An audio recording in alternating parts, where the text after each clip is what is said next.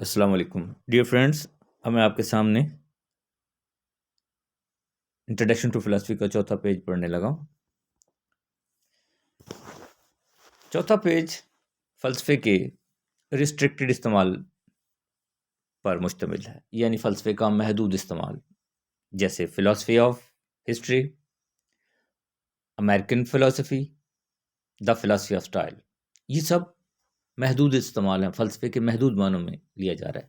Know what does the term philosophies mean in all these uses? ان تمام جگہ پر فلسفے کا کیا مطلب ہو سکتا ہے؟ اور what at least does it suggest? آخر کوئی یہ کس کی طرف اشارہ کرتا ہے؟ It suggest first of all a body of reason truth اور آف کنکلوژن۔ یہ ان عقلی صداقتوں یا عقلی نتائج کا نام ہے ریگارڈڈ ایز ٹروتھ، جن کو سچائی کے طور پر تسلیم کر لیا جاتا ہے۔ Further it suggests that these truths are the background, the basis, the ultimate explanation of the things to which they are referred as philosophy۔ وہ کہہ رہے کہ یہ اس چیز کی حتمی سچائی، اس کی بنیاد، اس کو پس منظر دیتے ہیں جس چیز کی طرف فلسفہ اشارہ کرے، یعنی فلسفے کا لفظ جس چیز کے ساتھ اٹیچ ہو کر آتا ہے اس چیز کی الٹیمیٹ صداقت، الٹیمیٹ ایکسپلینیشن اور اس چیز کی عقلی بنیاد فراہم کرتا ہے۔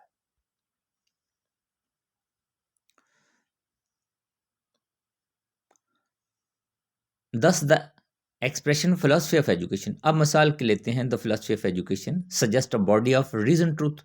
یہ ان عقلی حقائق کا مجموعہ ہے یا ان اقدار اور اصولوں کا مجموعہ ہے which gives meaning to the word education، جو ایجوکیشن لفظ کے معنی کو واضح کرتے ہیں، اسے مفہوم دیتے ہیں۔ which show the worth of education، جس سے تعلیم کی اہمیت اور اس کی وقت واضح ہوتی ہے۔ and which indicate in a basic way the best means of achieving and imparting it، جو ہمیں تعلیم کے بارے میں بتاتا ہے کہ کس طرح وہ کون سے ذرائع ہیں جس کی وجہ سے ہم تعلیم کو حاصل کر سکتے ہیں اور آگے پہنچا سکتے ہیں۔ اس سب پروسیجر پر اس سب پروسیجر کی جو اصول ہیں، ان اصولوں کی جو بحث ہے، جو اس کا مجموعہ ہے، وہ فلاسفی آف ایجوکیشن کہلائے گا۔ اگین اس طرح پھر ہم دوبارہ دیکھتے ہیں the expression of philosophy of style۔ اب آتے ہیں philosophy of style کی طرف۔ that is literary style، یعنی ادبی سٹائل۔ یہاں سٹائل سے مراد ادبی سٹائل ہے۔ means as does it in Herbert Spencer's little book۔ یہ ہربرٹ اسپینسر جو ایک بہت بیولوجسٹ تھا، اس کی کتاب کا نام ہے which bears that title، جس کا یہ عنوان ہے root reasons which are the back of all the rules of grammar and rhetorics۔ اس کتاب کے اندر گرامر اور خطابت کے تمام اصولوں پر بحث کی گئی ہے۔ تو یہ چونکہ اصولوں پر بحث کی گئی ہے، پرنسپلز پر، اس لیے اس کا نام اس نے رکھا ہے فلاسفی آف اسٹائل۔ اس کے بعد therefore the philosophy of anything suggests the sum total and system of reason truth۔ یہاں سے یہ نتیجہ نکلتا ہے کہ کسی چیز کی بھی فلاسفی جو ہے وہ اس بات کی طرف اشارہ کرتی ہے کہ وہ مجموعہ ہے اور نظام ہے ان تمام عقلی جواز کا جس کے لیے فلاسفی کا لفظ استعمال کیا جا رہا ہے۔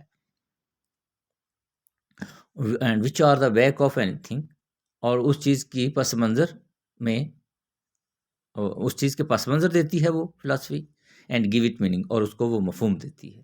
جس چیز کے ساتھ فلاسفی کا لفظ آ جائے وہ اس چیز کے مفہوم اور اس کے پس منظر سے متعلق ہوگی۔ آف اینی ایکٹیویٹی آف اور پروسیجر اور of any plan of any program of any way of life, زندگی کے کسی طریقے، کسی پروگرام، کسی عمل کو جب ہم فلاسفی کا لفظ ایڈ کر دیتے ہیں تو وہ اس کے پیچھے ریزن ٹروتھ کی طرف اشارہ کر رہا ہوتا ہے۔ The reasoned basis is called philosophy، it's philosophy. کسی چیز کی جو ریزنڈ بیسز ہوتی ہیں، یعنی ریشنل بیسز ہوتی ہیں، جو عقلی جواز ہوتے ہیں کسی چیز کی بنیاد کے، وہ اس کی فلاسفی ہوتے ہیں۔ Here of course we have the term philosophy in a very restricted meaning۔ ہاں، یہاں جو لفظ استعمال کیا گیا ہے بلا شبہ یہ فلسفے کا بڑا محدود استعمال ہے۔ Even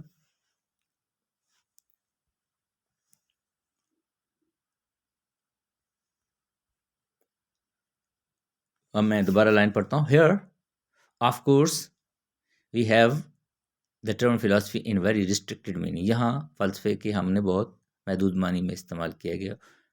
Here of course we have the term philosophy in a very restricted meaning, even metaphorical meaning. بلکہ یوں کہا جائے کہ اس کو میٹافریکل سینس میں استعمال کیا گیا، یعنی مجازی معنوں میں استعمال کیا. Philosophy thus restricted come close to what people usually mean when they use the horrible misnomer ideology. تو محدود معنوں میں لوگ فلسفے کو آئیڈیالوجی کے ایک بدنام لفظ کے قریب لے جاتے ہیں. We have no quarrel with such restricted use of term. ہمیں کوئی اعتراض نہیں اس ٹرم کے محدود استعمال پر. But it is not this in this sense that we employ in the present treatise. ہم اپنی موجودہ کتاب میں اس کے محدود معنوں میں استعمال کرنے والے نہیں ہیں. In this study we use the philosophy. ہم یہاں ٹرم فلاسفی یعنی فلاسفی کے لفظ کو استعمال کریں گے to indicate the science of all things knowable.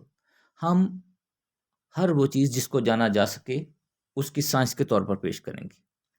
The science which is man's ultimate effort, جو انسان کی آخری جد و جہد ہے, to interpret the universe.